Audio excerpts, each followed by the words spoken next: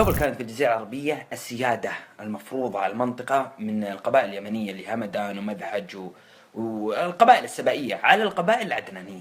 يعني كانت القبائل العدنانية تدفع الجزية للقبائل اليمنية، يعني العرب العاربة فارضة السيطرة على العرب المستعربة اللي هم عدنانيين. اليمن أصلي ونبعي، فخرنا والفخر شرعي، محسمي ناسي وربعي، لعبتي في كل حي. اليمن نبع المراجل منها